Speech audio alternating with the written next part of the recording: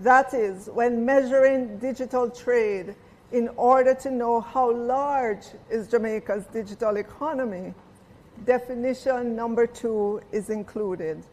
So, Madam Speaker, the size of Jamaica's digital economy is larger than the portion on which revenue measures are calculated. This definition that includes 1, 2, and 3 as per the screen is used by many countries, including Jamaica. Madam Speaker, in my opening budget presentation, I did speak to the impact on our local retailers of the competition they face with untaxed items coming onto our shores. The opposition spokesman on finance, rightly so, pointed to the increase in the de minimis threshold that this government implemented and asked if this was not policy contradiction. Madam Speaker, you will recall that as of April 1, 2024, the de minimis threshold in Jamaica was increased to US $100. Goods imported for personal or commercial use with a free on board or FOB value of $100 or less are exempt from custom duties and related taxes. If the value exceeds US $100, duties apply to the total CIF, and CIF means costs, insurance, and freight. Madam Speaker, let me put it straight to Jamaicans. When the de minimis threshold was increased from US $50 to US $100, it was not expected that we would see splitting up of orders to avoid taxes and duties. By splitting up, I mean the instances in which if you're ordering from the same vendor, instead of making one order, you make multiple orders. Take a scenario in which you're ordering 2 items and they cost $100 each. That's a total of US $200. Packaged and shipped in one package of $200, there would be tax on the CIF. Instead, what we're seeing is a splitting of the orders to fall within the US 100 de minimis allotment, and an increase, Madam Speaker, sometimes I could characterize it as a deluge in the number of US 100 and undervalued packages. Madam Speaker, the unforeseen consequence is that no revenues flow to the Treasury. And I must add, Madam Speaker, that is quite regrettable and was simply not the intent of the de minimis policy. Again, Madam Speaker, forgive me if I'm being pedantic, but it is imperative that everyone understands what I've shared. And when I draw a reference to our local retailers, it is because they are feeling the impact of untaxed goods coming in. And one way, well, they are feeling the impact. So, Madam Speaker, to the opposition spokesman on finance, I trust this explanation clarifies your assertion. Madam Speaker, the leader of opposition and the spokesman on finance both spoke to e-invoicing to generate additional revenues. Thank you for that. I welcome the public discussion on e-invoicing for all the benefits that it will provide, chief among them, improved tax collection and compliance, faster detection of fraud and anomalies, reduced administrative burden, better and timelier data. Madam Speaker, Jamaica has been on a journey in the modernization of tax administration, Jamaica, TAJ. The IDB has been a partner with the TAJ since 2014, when the Revenue Administration Information System, RAISE, began being implemented. Yes, Madam Speaker, the PNP government at the time started the modernization journey for the tax administration Jamaica. The RAISE system at the time represented a major effort to improve tax compliance streamline tax collection services, and help Jamaica to transition from a largely manual process to a comprehensive web-based tax administration platform. We on this side, Madam Speaker, have continued that journey to include a significant upgrade of the system by March 2027 to, among other things, make it easier to navigate the TAJ's website. Cabinet approved the procurement recently. Madam Speaker, our journey is set to begin with the scoping work for e-invoicing based on the digital maturity level of the TAJ system. As you can see, Madam Speaker, many modules have been installed over the years, from e-registry to e-filing to e-payment through to virtual file systems. And those with the check marks are those in place. Now, Madam Speaker, having done all the work since 2014 to get to this point, the e-invoicing work can now begin. Thank you to the dedicated team at the TAJ.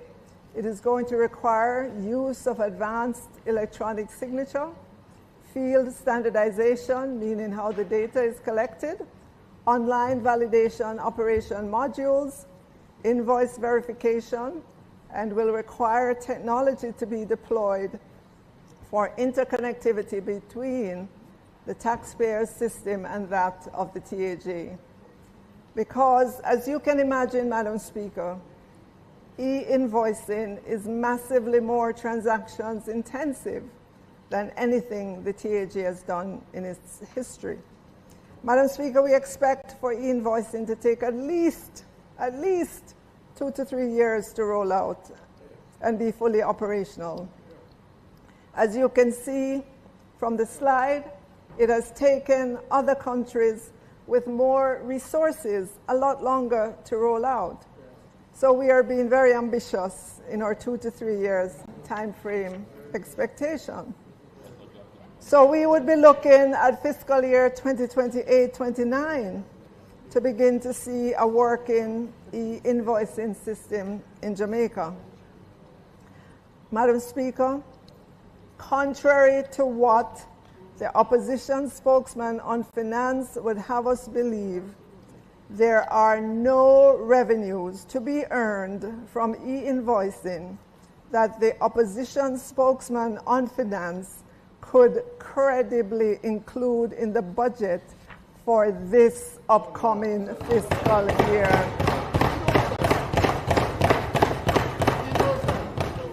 Or even the next fiscal year. I don't want to Madam Speaker, it not go work. It not go work.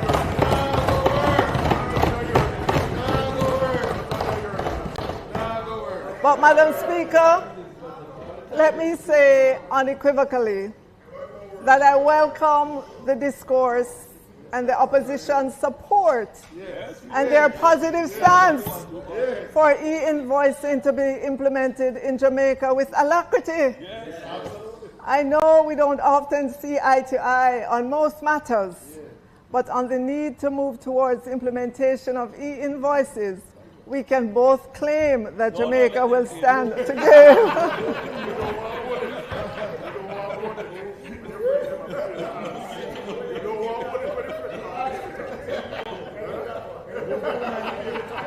So, Madam Speaker, I turn now to the budget that the opposition spokesman on finance put forward.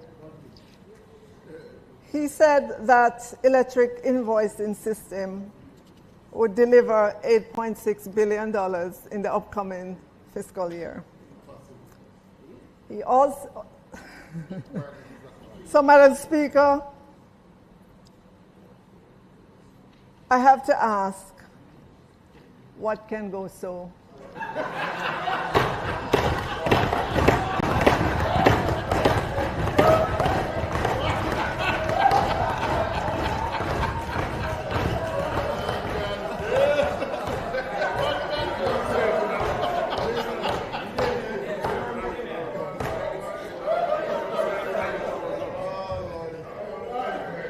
So, Madam Speaker, I want to say to the opposition spokesman on finance, there are no e-invoicing revenues that can be realistically expected in the upcoming fiscal year 2026-27, nor might I add in the next fiscal year to replace 8.6 billion of revenue measures. There is no magic bullet of e-invoicing gains that every global expert knows take years to materialize. So, Madam Speaker, I'm going to X out that figure, that 8.6 billion. Madam Speaker, this government will not gamble with the future of our country.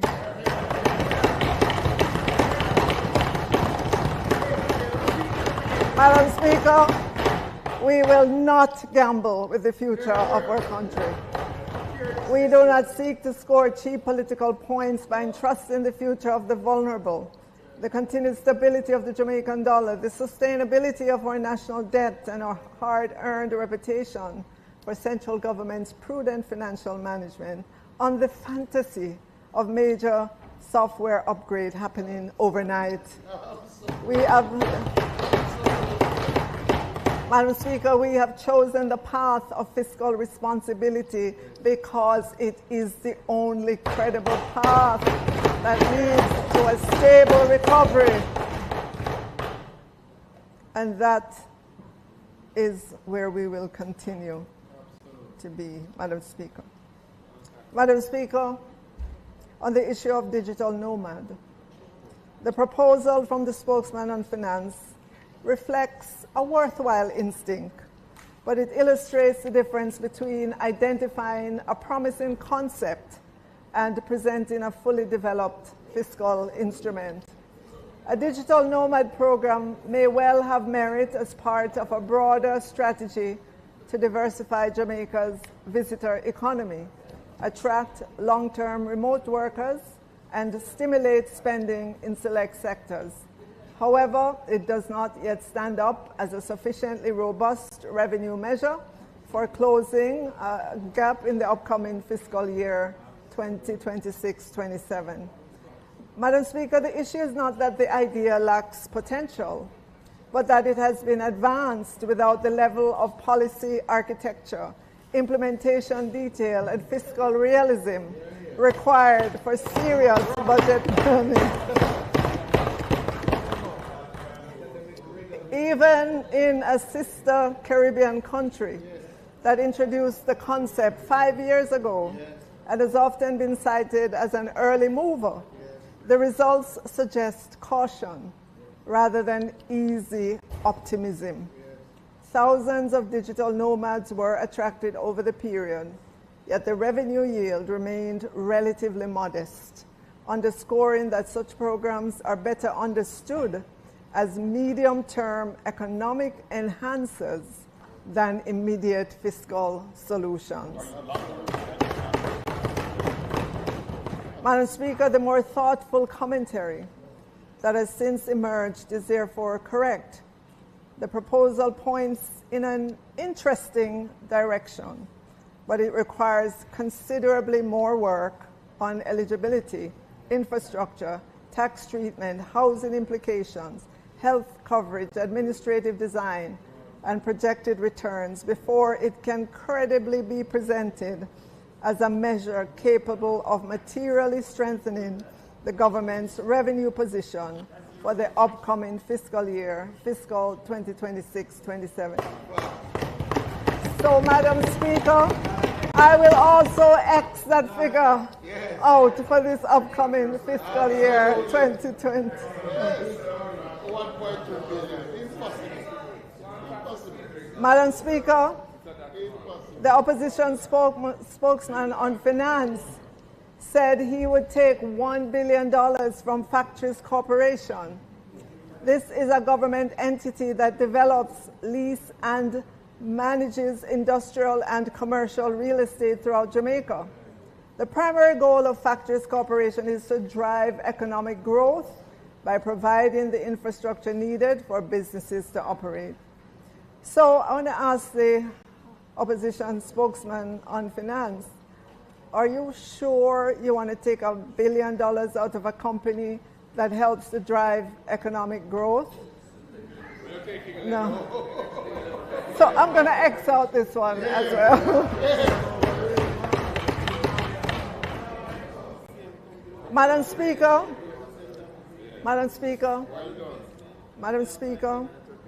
of all the things the spokesman on finance said, the one that alarmed me the most is that he said he would take, and that was his word, he would take an additional $1 billion from the Bank of Jamaica. Madam Speaker, the Bank of Jamaica, by law, Mr. Lawyer, opposition leader, yes, determines the level of dividends that can reasonably be transferred in any year to the central government. There are strict guidelines in law. It is not advisable that the Minister of Finance calls the Bank of Jamaica and takes an additional $1 billion. So what happens if you need $20 billion, $100 billion, $200 billion? Would you simply take it from the Bank of Jamaica?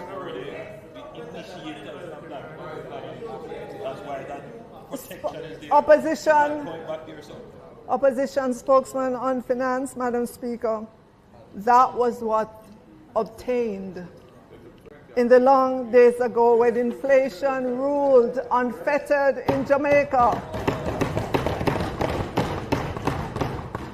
In a particular period, let's say 1972 to 1980, Madam Speaker, the Bank of Jamaica became independent on April 15, 2021.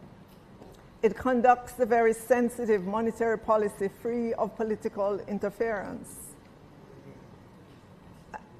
And so, FYI, you can't just take an additional $1 billion from the Bank of Jamaica, even if you think it won't compromise the institution's core function or its operational capacity. Madam Speaker, it appears the opposition spokesman on finance is telegraphing the intention of the opposition if it ever sits in the seat of government. Madam Speaker, a government cannot simply ask the Bank of Jamaica for funding. The amendments to the Bank of Jamaica Act, which established the inflation targeting regime and central bank independence, places explicit and intrinsic guardrails around how resources can move from Bank of Jamaica to government. Madam Speaker, those Jamaicans who are in business know that only realized profits can be distributed. It is the same for the Bank of Jamaica. Only realized profits can be distributed. And the Bank of Jamaica's capital to monetary liability ratio has to be at least 5% before any profits can be distributed. Madam Speaker, it is important that the opposition understands that only 25% of realized profits are distributed when capital to monetary liability ratio is greater than 5% and less than 8%. All the realized profits can only be distributed when the capital to monetary liability ratio is greater than 8%. No profits can be distributed if the capital to monetary liability ratio is less than 5%. In fact, Madam Speaker, the government would have to inject capital if the ratio falls below 3%. So really, in effect, neither the Bank of Jamaica or the government has any discretion where the distribution of profits are concerned. Madam Speaker, I was the junior minister in the Ministry of Finance and the Public Service when the work started to establish the Bank of Jamaica as an independent institution responsible for policy directive for inflation to be in the 3 to 6% range. Madam Speaker, we have lived with relatively predictable inflation in Jamaica And so I say to the opposition spokesman on finance, do not try to sell to Jamaicans the notion that you can simply take $1 billion from the Bank of Jamaica. We've worked too hard to achieve a relatively stable inflation environment for anyone to try to undermine that very important pillar of our economy. As a matter of fact, Madam Speaker, come to think of it, the opposition has zero experience managing the country in an inflation targeting environment.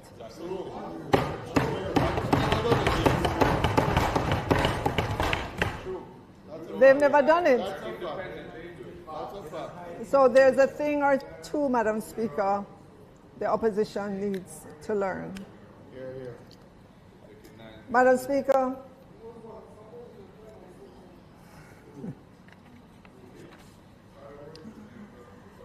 so, Madam Speaker, I will X out that $1 billion from the Bank of Jamaica. Yes, that's water.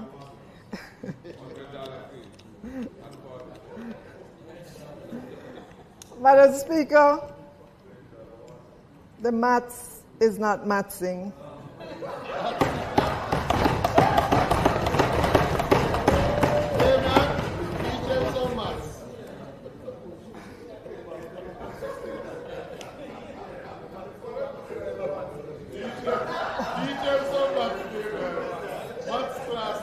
When you, Madam Speaker, when you replace recurring revenue stream, which is what the NHT contribution and the revenue measures are, when you replace those with debt, you have to keep borrowing because next year you will be in the same position. You have to find borrowed funds again to replace the recurrent NHT and revenue measures, and it never stops. Obviously, you would have a choice to cut expenditure and or get additional revenues. So, Madam Speaker, to those of you who want additional clarification on what this will look like, let me give you the following example. Let's assume that the NHT contribution of $11.4 billion and the revenue measure of $18 billion are the only sources of income to government. These are recurring. This means that every year you can count on those funds going into the Treasury. But the opposition spokesman on finance has said no NHT contribution and no revenue measures. In discontinuing the NHT contribution and not doing the revenue measures, I ask, where would the money come from? The opposition spokesman on finance said he would borrow. Okay, that is his desire. So the opposition spokesman on finance borrows to replace the NHT contribution and the revenue measure in the upcoming fiscal year. What happens in the next fiscal year? The opposition spokesman on finance has to borrow again, because the recurrent expenditures are not going away. But this time, the spokesman on finance has to borrow more because the $2 billion that the opposition spokesman on finance never sent to Airports Authority of Jamaica, because he decided to defer the construction of AAJ's corporate headquarters into fiscal year 2027-28 is needed. The contractors are ready to mobilize. They're anxious. So the opposition spokesman on finance would have to include this $2 billion in his borrowing. Madam Speaker, what happens in year 3? The opposition spokesman on finance has to borrow again, using this very simplified example, just to show you the impact of using debt to replace recurrent revenues. Madam Speaker, I am sure you get the picture, and this table shows the folly of that.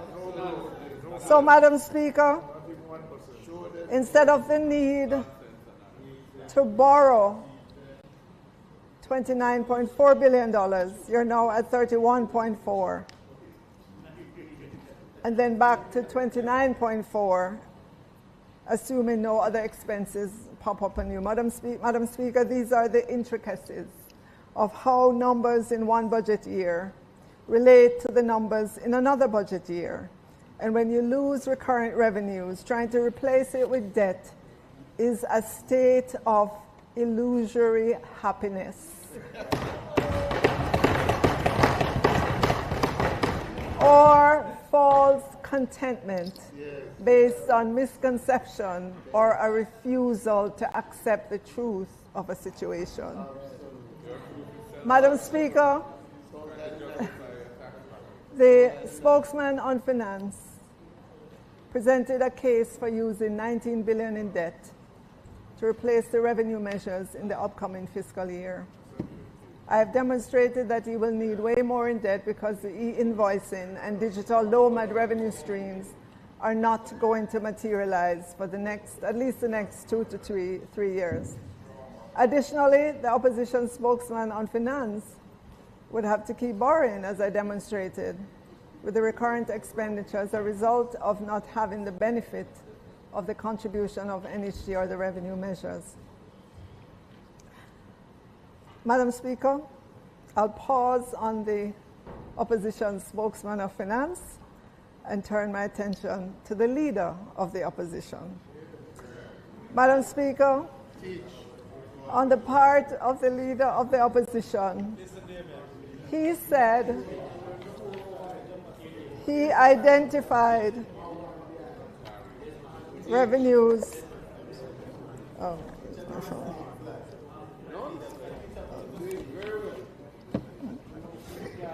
Just finish with Julia and now to the next one.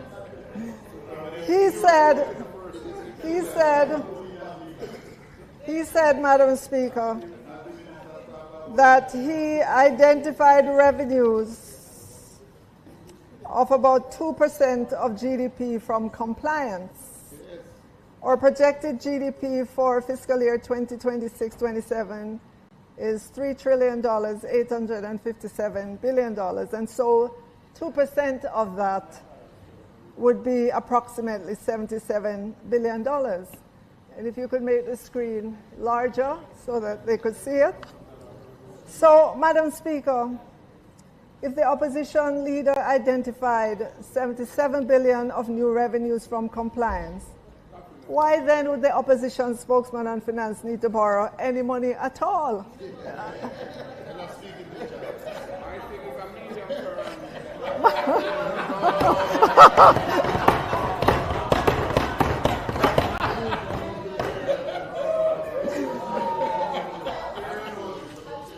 Madam Speaker, it appears the left hand is not coordinating with the right hand.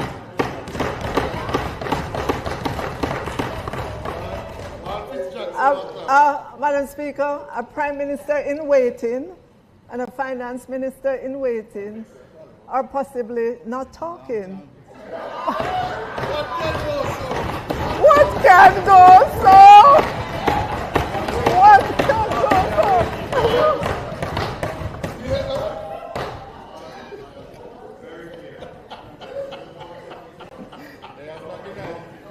Madam Speaker, Madam Speaker, I now turn to what was presented by the leader of the opposition and his many promises that the Jamaican people are not likely to see fulfilled.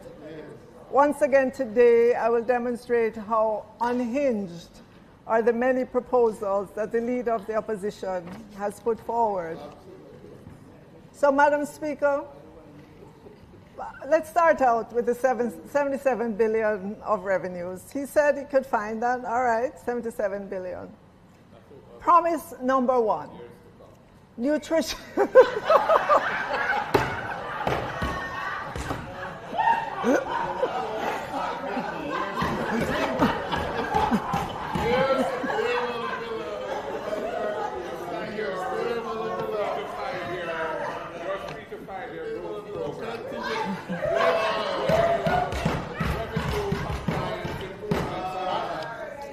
Madam Speaker, Madam Speaker, Madam Speaker, the first promise number 1, nutrition support to 245,000 school children every single school day.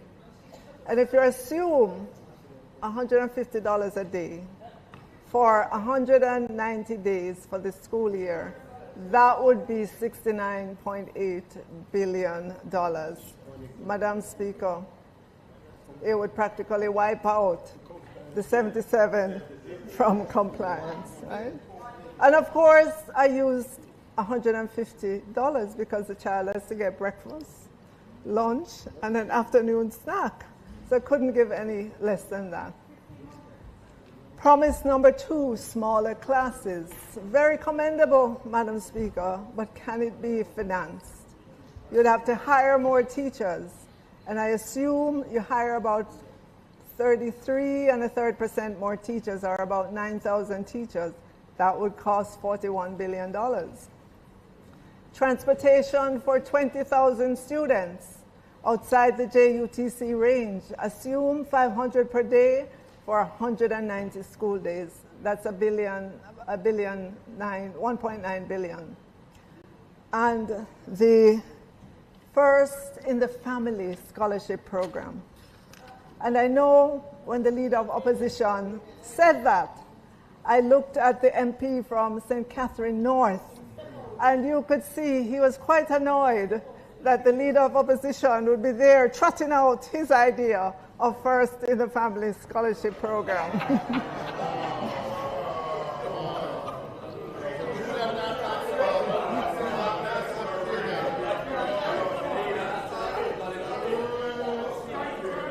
So Madam Speaker, a bachelor's of business administration costs about $457,000 per year, and this is a real number. Approximately 32,000 babies are born annually, of which roughly 30% are born to new mothers. So if you look at the cohort born 18 years ago, they're the ones who are 18 years today. There are about 9,600 of those. And the first in the family scholarship program would be $4.4 billion. And that would be an annual. But you're going to make sure. So you're not going to, but you're going to finance them. You're going to finance them.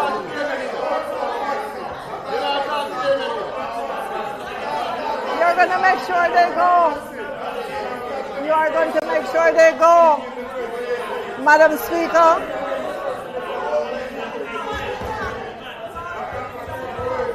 Madam Speaker. Madam Speaker. Madam Speaker.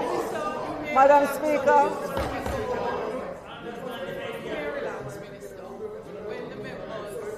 Okay.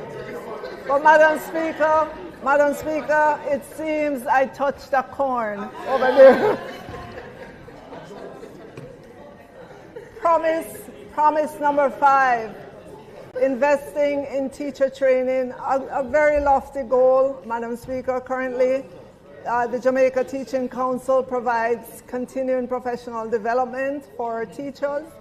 So we'll add $300 million for additional spending. Promise number 6, modern learning techniques and materials for teachers. We'll add $1 billion there. $1 billion revolving loan fund. Path benefits for pregnant mothers, and again using the same statistics, 35,000 children born annually. That would be another $2.1 billion. 14 support centers for victims of abuse, 1 in every parish. Let's assume $350 million. Support to churches, $1 billion. This one, Madam Speaker, it's a new one. It's a new one. Promise number 11, clean slate for thousands of Jamaicans. There are 1,462 in the labor force. Madam Speaker, if you assume that they need relief of about $40,000 monthly, you're looking at $702 billion, right? There were no bounds around it. It didn't say it was a 10-year program. All right. Then, of course, you would end the NHG contribution and minimum wage would transition to living wage. That is asked the PIOJ to develop this. So the deficit would be huge, Madam Speaker. Many times the $77 billion that the opposition leader said he would find from compliance. But then now, you would have to add the $19 billion that the spokesman on finance said he was going to borrow. And then the additional interest rate on top of that. Madam Speaker, the bottom line is, when you calculate the debt to GDP,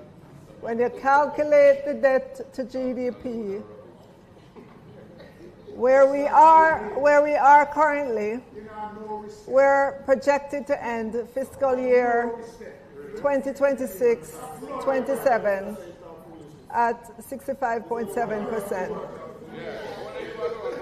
When you add what the leader of the opposition would do when you add the cost of all his promises, we're looking at total debt to GDP at the end of fiscal 2026-27 of 87.3%. Madam Speaker, we're moving in the wrong direction. The wrong direction, Madam Speaker. Yes.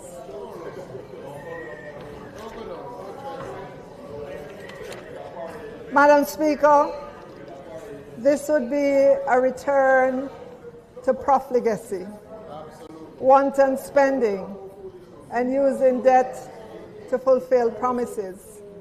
We know where this took us. We know where this took us during their administration. I don't know about you on that side, but over here we will not go back there.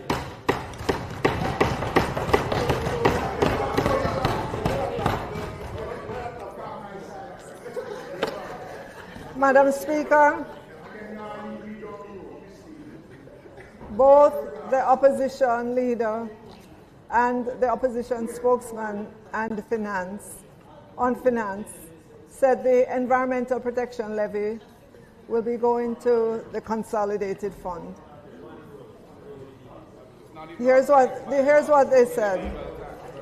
The name of the tax suggests that the cash flows from it will be directed towards environmental protection, towards our coastlines, our watersheds, our forests, the very natural infrastructure that Melissa reminded us that we cannot afford to neglect. But the money goes into the consolidated fund, they said. None of it is ring-fenced for environmental purposes. So we have a levy collecting money in the name of the environment, but it is not dedicated to the environment. It's treated as another revenue source for the government. That's what they said. Well, Madam Speaker, the minister with responsibility for water, environment, and climate change will tell you that environmental protection levy is being pursued against the backdrop of the government's signaled intent to boost green growth to enhance climate resilience. This includes a target to expand protected areas by 30% by 2030, with 5 new areas planned for declaration in the coming financial year. Jamaica is also working to establish global resolutions to to address the increase in plastic waste, building on the single-use plastic ban that began in 2019. So, Madam Speaker, both the opposition leader and the spokesman on finance are dead wrong. And they just need to look at Appendix 1, page 5 of the fiscal policy paper. Let me remind them what that looks like. It looks like this. That was laid in Parliament, a copy of which they got. And they can look in that to see how much of the budget is spent on environmental protection and conservation. In fiscal year 2024-25, the year of burial, $11.5 billion. In fiscal year 2025-26, the year of Melissa, $13.2 billion. And going forward, on average, for the medium term, $9.1 billion will be spent each fiscal year on protection of biodiversity and landscape, pollution abatement, solid waste management, and other environmental protection activities. So the spokesman on finance simply needs to turn to page 5 in Appendix 1, and he will see the spending. By the way, Madam Speaker, reporting our budget by functional classification only started under this government, fiscal year 2016-17. And so, Madam Speaker, the spokesman on finance would not be aware of this development.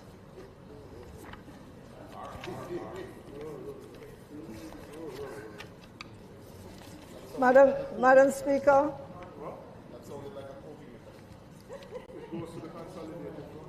Madam Speaker,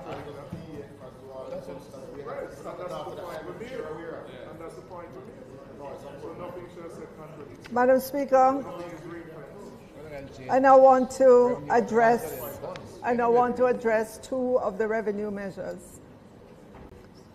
Madam Speaker, following the announcement of the introduction of a special consumption tax, SCT, on non-alcoholic sweetened beverages in February 2026, we have received feedback from a number of stakeholders, including the beverage manufacturers and importers.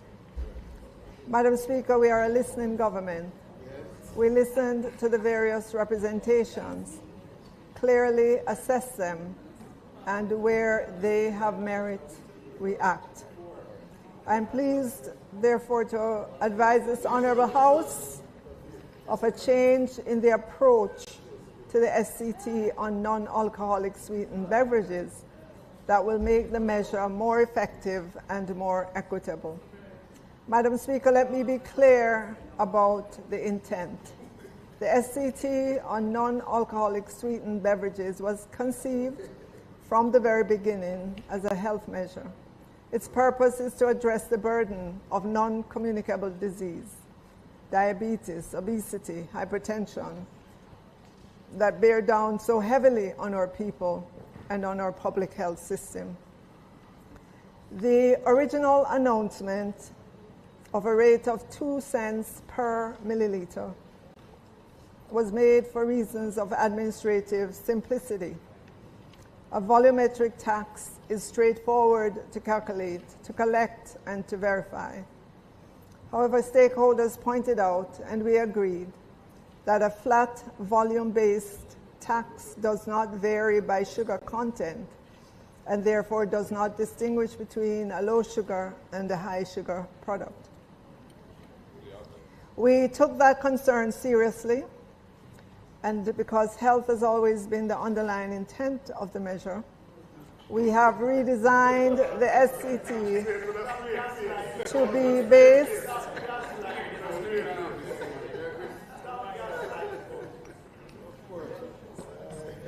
We took that concern seriously, and because health has always been the underlying intent of the measure, We have redesigned the SCT to be based directly on sugar content rather than on the volume of the beverage. Madam Speaker, the special consumption tax on non-alcoholic sweetened beverage will therefore be levied at a rate of 22 cents per gram of added sugar rather than on the volume of the beverage. Madam Speaker, this change will require some lead time for manufacturers, importers, and our tax administration to prepare. As a result, the SCT will go into effect on May 1, 2026 instead of April 1, as previously announced. Madam Speaker, the logic of this design is simple and principled. It is the sugar that causes the harm, so it is the sugar that should be taxed. A beverage with no added sugar will attract no SCT. A beverage with modest added sugar will attract a modest SCT. A beverage with higher sugar content will attract a higher SCT directly and proportionally. This is entirely consistent with how the SCT on alcohol is levied based on liters of pure alcohol. Importantly, Madam Speaker, this structure creates a genuine commercial incentive for manufacturers and importers to reduce the sugar content of their products. The lower the sugar, the lower the tax. Madam Speaker, I also want to signal clearly that this is not the end of the conversation, as we will monitor this application in practice, its effect on prices, on consumption patterns, on reformulation decisions, and on public health outcomes. We recognize that during implementation, practical questions may arise that were not anticipated in advance, and the government is committed to working through those questions in good faith.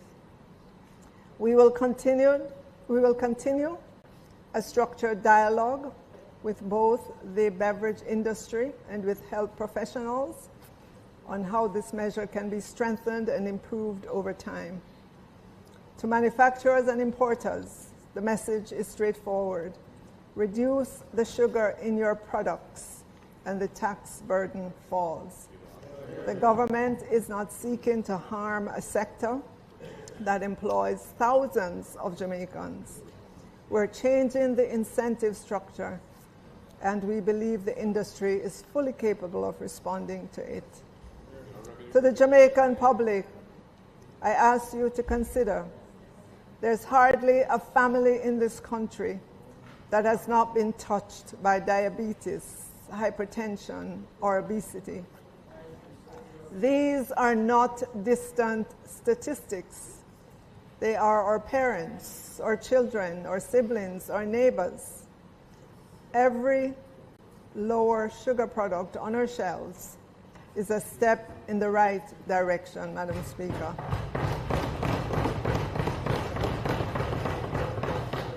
Madam Speaker, every informed choice at the shop counter is an act of investment in your own health and in the health of this nation. This government is changing the incentives for industry and for consumers alike, because a healthier Jamaica is a more productive Jamaica. And a more productive Jamaica is the foundation of everything else we're trying to build. But Madam Speaker, we told the industry that in the rethinking and recasting of this, we have to remain revenue neutral. I turn now to changes to environmental protection levy. Madam Speaker, we also received feedback on the changes announced to the environmental protection levy. I had announced that the base on which the levy is applied for manufacturers would move from 75% to 100% of sales. The manufacturers raised a legitimate concern. that this change would place local manufacturers at a disadvantage relative to importers, on whom the environmental protection levy is applied to CIF value, which naturally excludes the distribution margin that is embedded in the selling price. When the 75% base for manufacturers was introduced in 2015, Madam Speaker, it was deliberately designed to put domestic producers on a level footing with importers. Madam Speaker, we're therefore retaining the 75% of sales base for manufacturers. However, Madam Speaker, to maintain revenue neutrality with the retention of the 75% manufacturers base, we'll have to increase the environmental protection levy rate modestly from 0.8% as previously announced to 0.85% for both manufacturers and importers. Madam Speaker, I want to be explicit on the fiscal position. Both of these changes have been carefully calibrated to be revenue neutral. The projected yield from the consumption tax on non-alcoholic sweetened beverage and the environmental protection levy remains as previously announced.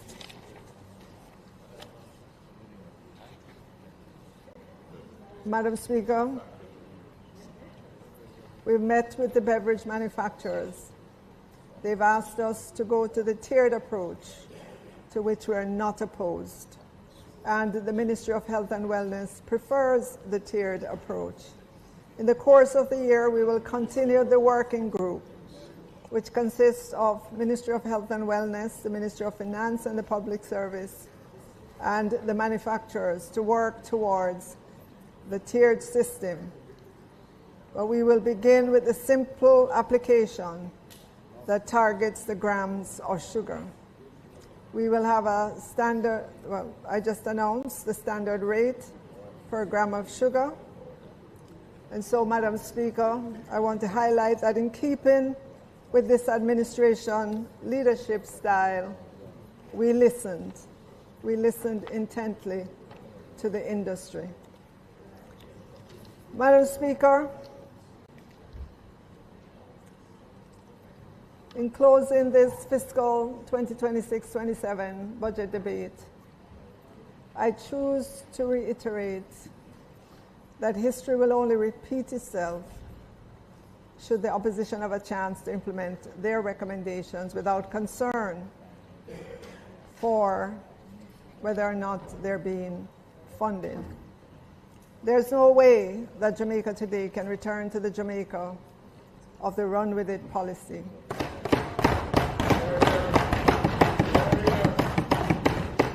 And the wanton abandonment of fiscal responsibility characteristics of their style of government. Why else would they trot out again this year the raft of promises that cannot be fully funded? It is apparent that there is blatant disregard for the steady hand with which we have led and the diligence and stability that we have sought to create.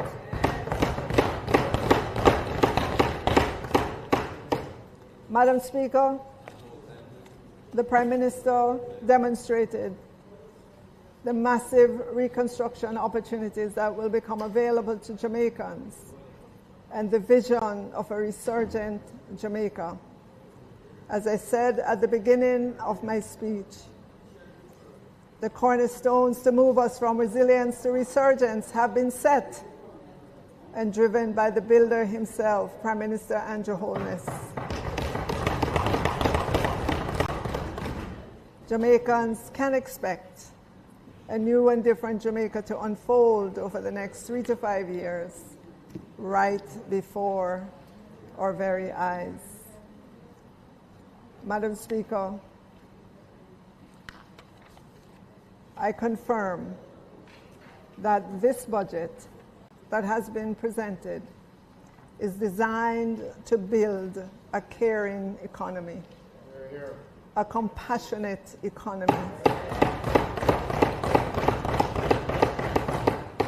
one that improves lives and creates a stronger and more resilient nation by God's grace. So, Madam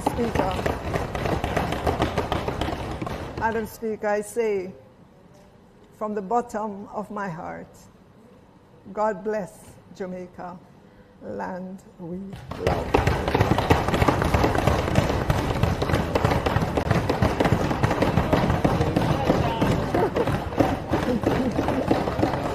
Thank you.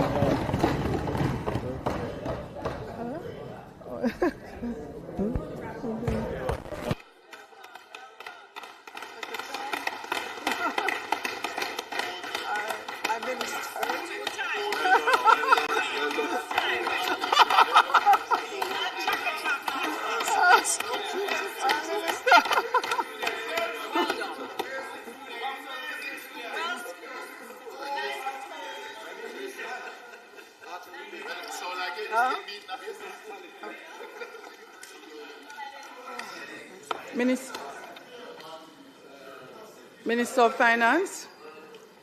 Madam Speaker, I ask for the bill to be read a second time. Thank you. The question is that the appropriations bill be read a second time. Those in favor? Those against? The ayes have it. Clerk. A bill entitled An Act to Apply a Sum out of the Consolidated Fund to the service of the year ending on the 31st day of March 2027 and to appropriate the sums granted in this session of Parliament be read a second time. Thank you. The House will now resolve itself into a committee of the whole House to consider the bill clause by clause. Marshall.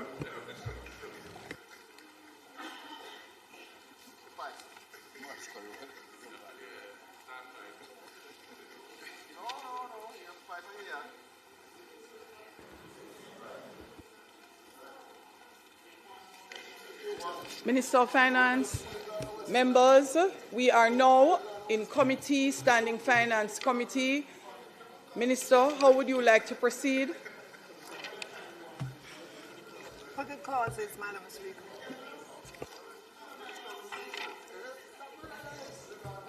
Members, I put clause 1. Those in favor? Aye. Those against? The ayes have it. I put clause 2. Those in favor? Aye. Those against? The ayes have it. I put clause 3. Those in favor? Aye. Those against? The ayes have it. I put the schedule, sections 2 and 3. Those in favor? Aye. Those against? The ayes have it. I put the title and enacting clause. Those in favor? Aye. Those against? The ayes have it. The question is that I do report the bill as having passed committee stage with no amendments. Those in favor? Aye. Those against? The ayes have it. Okay. Thank you, Marshall. We're back in the House. I do report the bill as having passed committee stage without amendments. Minister. Madam Speaker, I now ask that the bill be read a third time. Thank you. The question is that the bill be read a third time. Those in favor? Aye. Those against? The ayes have it. Clerk.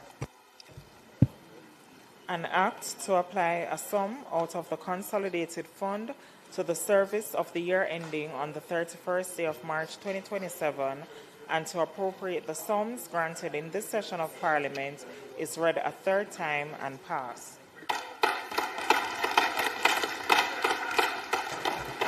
House Leader. You ready for citizen? Yeah. Madam Speaker, let me again thank the Minister of Finance for masterful closing of the budget debate, setting the record straight and showing us reality from fantasy. Madam Speaker, as we are in public business, we had tabled on the 10th day of March, the Civil Service Establishment General Order was laid on the House and notice given for its affirmation. Today we will take that order, and as such, I ask that you turn back over to the Minister of Finance.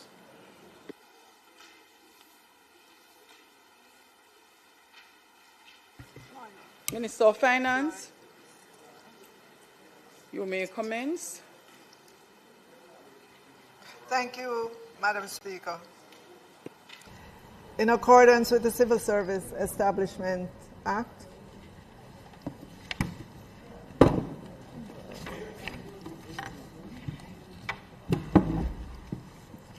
in accordance with the Civil Service Establishment Act 1976, the Civil Service Establishment General Order 2026 has been prepared and is presented to indicate changes to the Civil Service Establishment General Order 2024.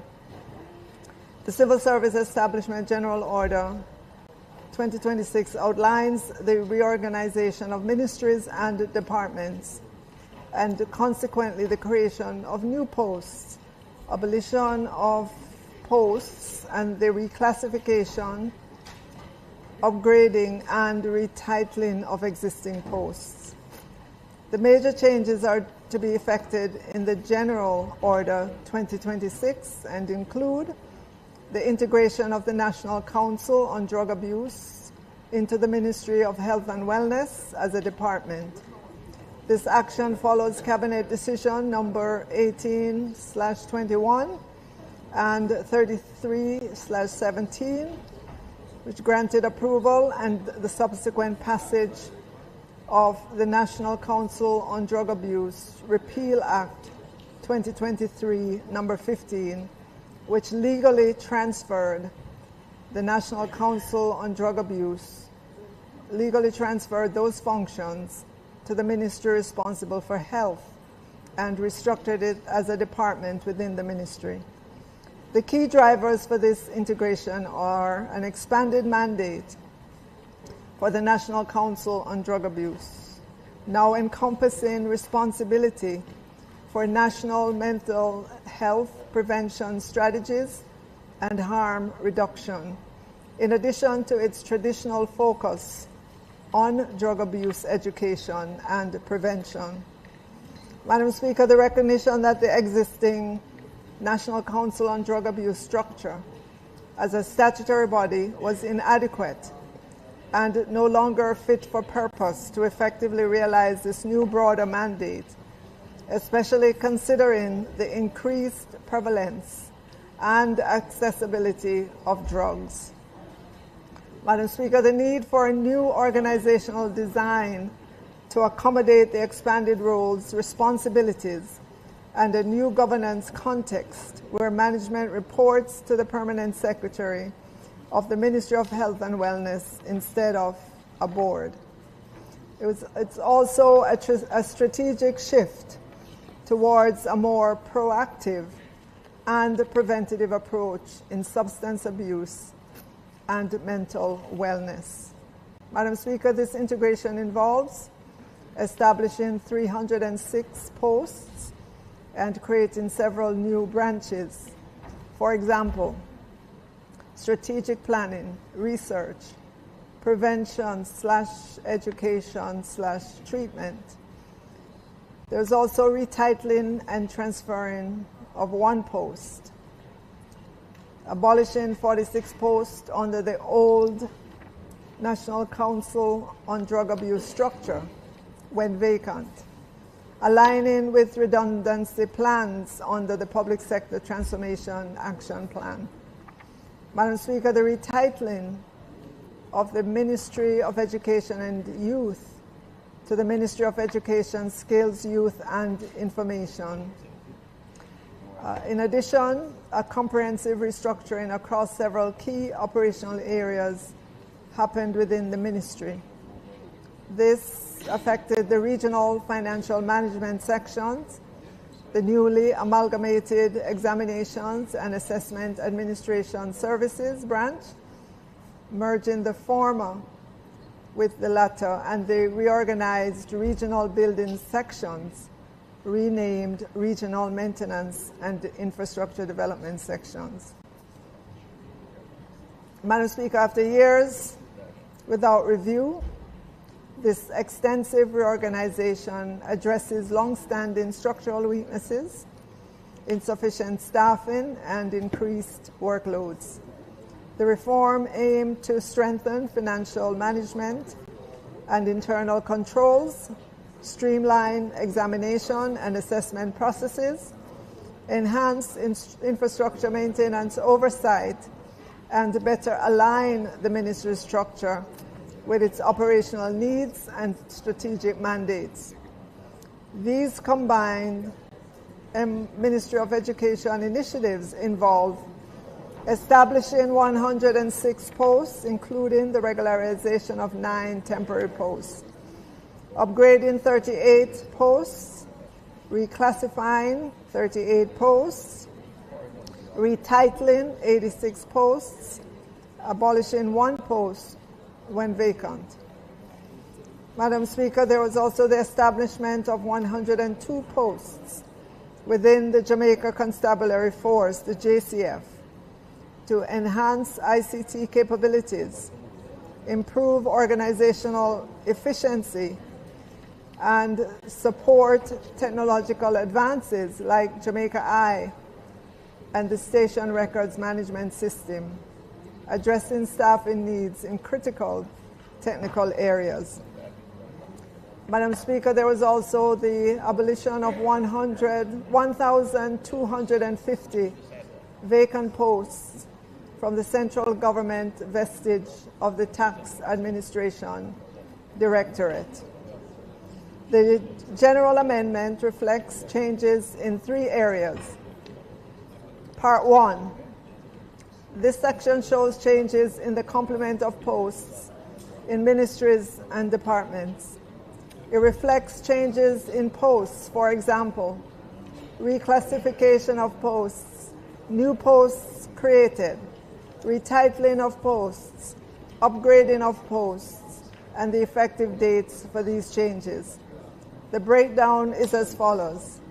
1,481 posts were created. 299 posts were upgraded. 221 posts were reclassified. 645 posts were retitled. 1 post was regraded. 6 posts were reinstated. Madam Speaker, in Part 2 of the book, this section shows the revision of salaries for the 2022 through to the 2026 contract period, consequent on the heads of agreements signed between the Government of Jamaica, various unions, and bargaining groups. Part 3, Madam Speaker, abolitions. This section shows the abolition of 1,325 posts from the establishment of several ministries and departments. Madam Speaker, the affirmative resolution is therefore sought for the Civil Service Establishment General Order 2026. Thank you, Madam Speaker.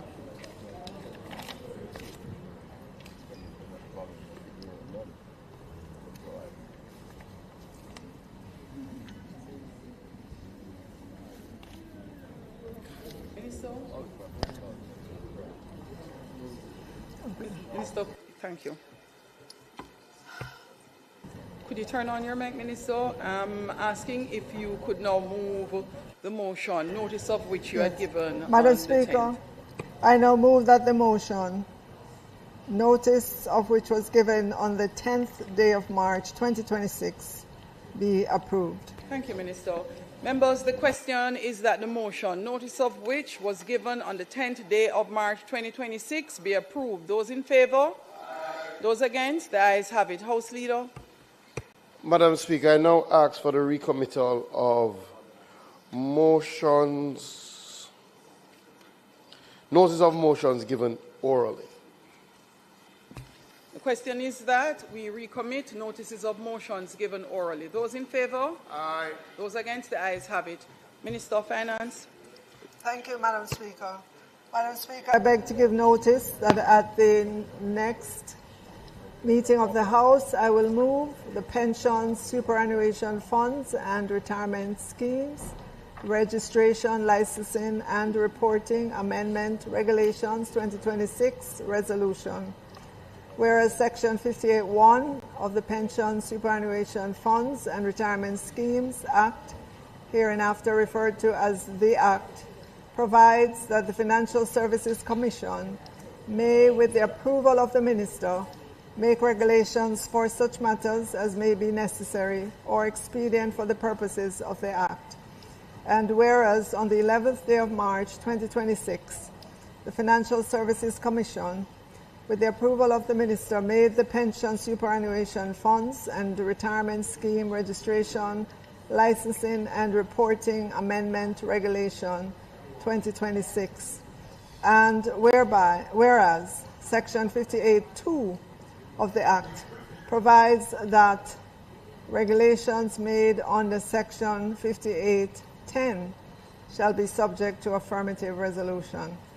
And whereas it is desirable that the Pension, Superannuation Fund and Retirement Schemes, Registration, Licensing and Reporting Amendment Regulations 2026 be affirmed. Now therefore be it resolved by this Honourable House as follows. The resolution may be cited as the Pension, Superannuation Funds and Retirement Schemes, Registration, Licensing and Reporting Amendment Regulations 2026 resolution. The Pension, Superannuation Funds and Retirement Schemes, Registration, Licensing and Reporting Amendment Regulation 2026, which was laid on the table of the House on the 24th day of March 2026, is hereby affirmed. Minister.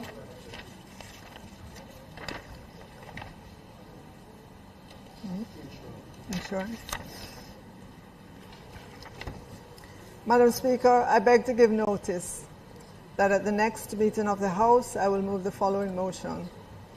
Be it resolved that the Insurance Amendment of 20th Schedule Regulation 2026, which was laid on the table of the House on the 24th day of March 2026, be referred to the Regulations Committee of the House for consideration and report. And Madam Speaker, I further beg to give notice that at a later stage today, I will move for the suspension of the standing orders to enable me to take this motion. Thank you. House Leader. Madam Speaker, I beg to give notice that at the next meeting of the House, I will move the Conch Export Levy Rate of Levy Order 2026 resolution. Whereas Section 31C2 of the Conch Export Levy Act, hereinafter referred to as the Act, provides that the Minister may, from time to time, by order subject to affirmative resolution of the House of Representatives, prescribe the rate of levy to be paid to the Veterinary Services Division by exporters for any conch season after the 2010 conch season. And whereas on the 12th day of March 2026, the Minister made the Conch Export Levy Rate of Levy Order 2026, and whereas it is desirable that the Conch Export Levy Rate of Levy Order 2026 be affirmed, now therefore be resolved by this Honourable House as follows. 1. This resolution may be cited as the Conch Export Levy Rate of Levy Order 2026 resolution. 2. The Conch Export Levy Rate of Levy Order 2026, which was laid on the table of the House on the 24th day of March 2026, is affirmed. Madam Speaker, I further beg to give notice that at a later stage today, I will move for the suspension of the standing orders to enable me to take this motion. Thank you, House Leader. We continue in public business. House Leader. What is that motion? Okay. Minister of Finance will go first. Madam Speaker, I beg to give notice that at the next meeting of the House, I will move the following motion.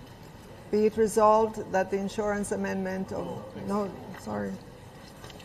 Minister, hold a moment, please. Oh, sorry. Madam Speaker.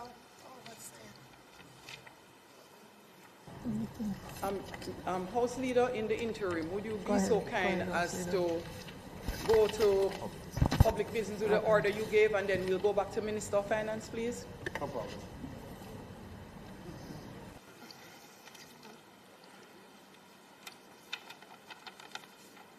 Madam Speaker, I now move for the suspension of standing orders to enable me to take the motion, notice of which I gave earlier today. The question is, we suspend the standing orders to allow for the Minister's motion. Those in favour? Those against? The ayes have it.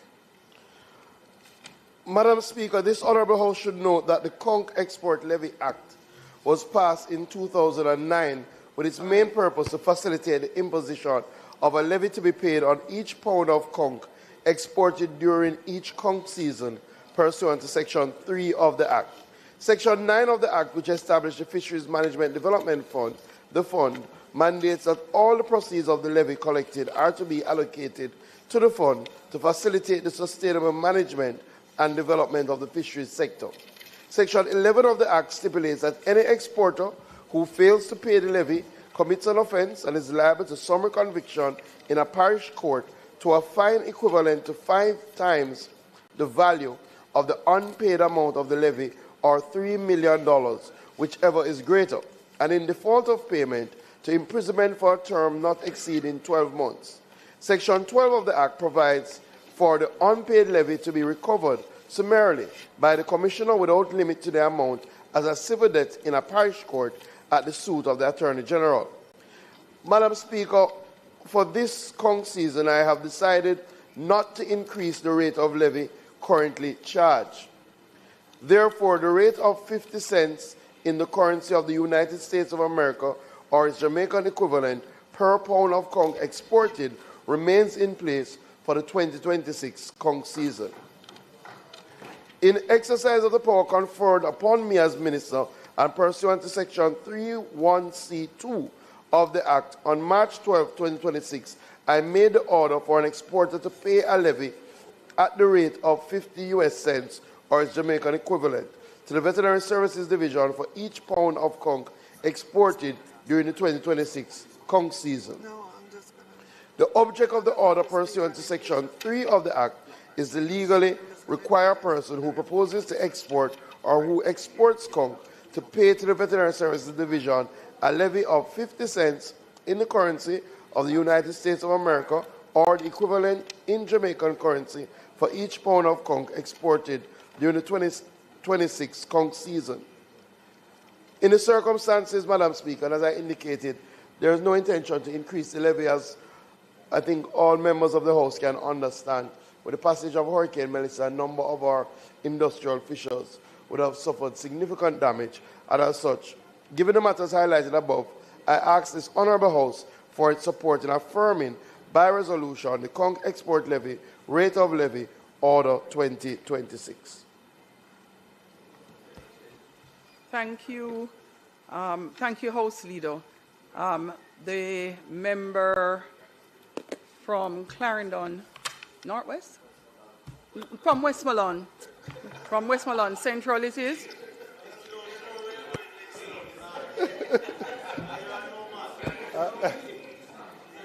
Thank you, Madam Speaker. I have found a home now. I will not be moving anymore. Afterwards, it will be... You have a mic on there. Oh, yes. Thank you, Madam Speaker.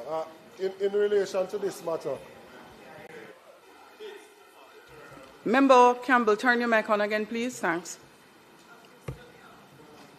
And then Member Jackson, turn yours on. Thanks.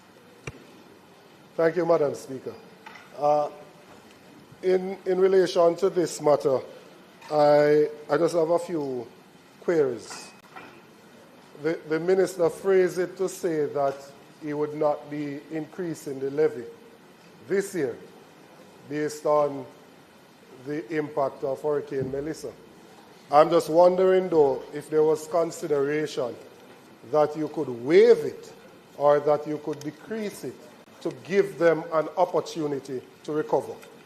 The folks in Westmoreland and in St. Elizabeth suffered severe damage. There's one particular proprietor that operates in both your constituency and mine, Minister. And he suffered significant damage to his facility. And I'm sure it would be significant if he could get a waiver or a deferral, or even in the event where they make the payment after selling the cow. Because it must be one of the only industries where we actually charge persons to export the items. Right? A selected few, at least, that we actually charge persons to export. So if you give them a quota for, say, 100,000 pounds of cow, they have to come up with 50,000 US. Because that's what it represents, 50 cents per pound. So if they get the quota for 100,000 pounds of cow to export, they have to come up front with 50,000 US, which seems a little bit, especially under the circumstances, it seems a little bit onerous to those persons who are participating in the industry. And I do believe that we are one of the few countries that has MSC certification for conch, and therefore, based on that, we should allow persons that participate in the industry to be able to earn sufficiently so that they can support their families. So those are my few comments. Thank you, Madam Speaker. Thank you, member from Westmoreland Eastern. Member from St. Catherine South. Thank you, Madam Speaker. Minister, just two short questions. Could you indicate what the volume, the annual volume is like for our conch export? And secondly, can you comment on whether or not there is any continued incursion of the reaping of conch in Jamaican waters? Because it once used to be a major challenge for our conch exporters. Thank you. Thank you, members. I will start with Member Jackson, member from St. Catherine. So, based on the interventions of the government with the procurement of vessels to support the work of the JDF Coast Guard, we have seen much less in terms of incursion. I won't tell you that it is completely wiped out, but significant reduction. In fact, the first day that we purchased and put out the new vessel, they caught people. And this was years ago now. We have since that time more than doubled the fleet that is out there. So we're seeing a much significant decrease in those incursions, and it is also showing in terms of the population of conch that we have out there, which has allowed us to increase the quota over the last 2 years. I think we're now at 300 metric tons for the export amount. I will double check just to ensure I have the, yeah. Yes, our main market is the EU. Our main market continues to be the EU. And just to say, we are taking steps to go into value addition, right? So we're not, as you would have heard, we are now the only MSC certified wild-caught conch in the entire world.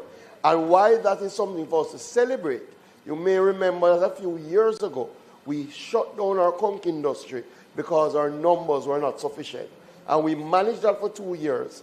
And we worked with the industry to ensure that when we went back in, we were top of the class in terms of sustainability. So now Jamaica is the only country in the world that has a wild-caught conch that is MSC certified, which is something very, very significant.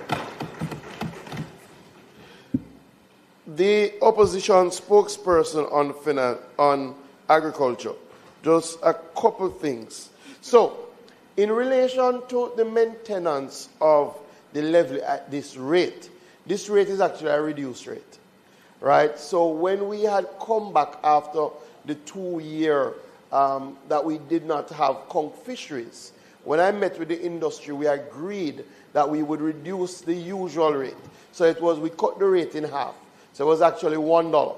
So what we have been doing is maintaining this rate. So I said for this year, because we had to maintain it because of Hurricane Beryl, we also had to maintain it. But it is important that we have some resources, because to maintain our MSC certification, we have to do things like annual conch surveys, and it costs, right? So we still have to maintain some inflows. However, we are taking steps to treat with what you have said, and you will see that probably next week we will bring a bill to Parliament that gives the minister the power to waive or to accept a partial payment or payment in installments, so that people will be able to export and not have to pay all of this. So we've already done that work. In fact, we moved to do that. I moved to that as minister when we had Hurricane Beryl, and recognized that legally you did not have the power to so do. So we have gone through the legislative process. Cabinet has already approved the legislation, and I expect it will be before the House. The next time we sit, it will be before the House. So that will treat with that and give us the ability to work with those fishers. Just to say as well, and I will highlight it when I do make my presentation, my substantive presentation. But just to say, we have been rolling out a package of direct support to a number of those fishers, not just our small artisanal fishers, but also those intermediate fishers and the industrial fishers. And the package of support starts from about 200,000, but most of the intermediate fishers have gotten between 1 million to 3 million in direct grant, and most of the industrial fishers have gotten between 3 million to 5 million in direct grants to help them to start again, seeing that they suffered so much damage. With that said, Madam Speaker, I ask that the motion be approved. House, the question is that the motion be approved. Those in favor? Aye. Those against? The ayes have it. Minister of Finance. Madam Speaker, I now move for the suspension of the standing orders to enable me to take the motion, notice of which I gave earlier. The question is that the standing orders be suspended to allow the minister to take the motion, notice of which was given earlier. Those in favor? Aye. Those against? The ayes have it.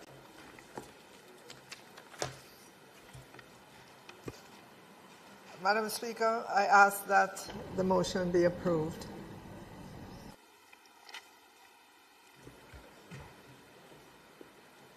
Members, the question is that the motion, notice of which was given earlier, be approved. Those in favor? Aye. Those against? The ayes have it. House Leader? No, it wasn't.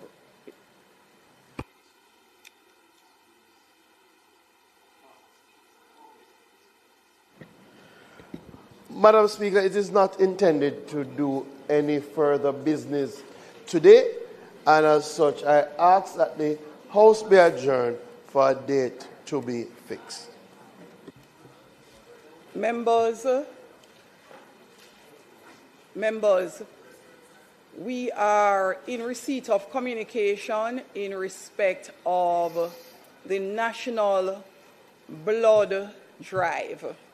I'm just putting out to the members, this is preliminarily, that there will be an exercise conducted, and we are encouraging all members to at least put yourself up for screening to see if you're able to contribute to giving blood, as we encourage all Jamaicans to give blood where they can so that it saves lives.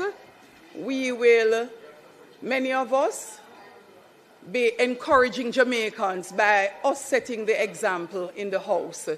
So, Minister of State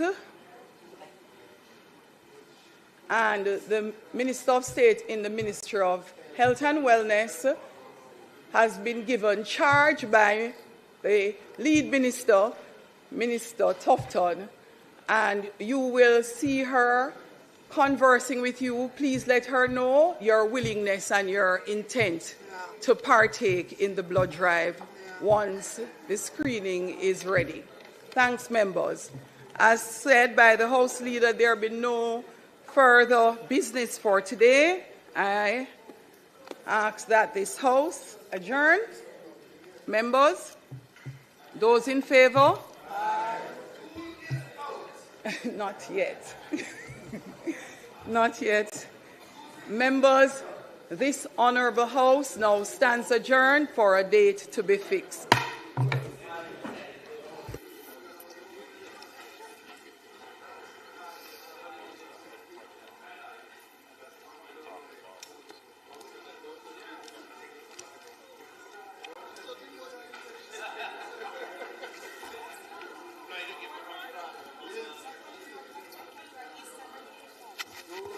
That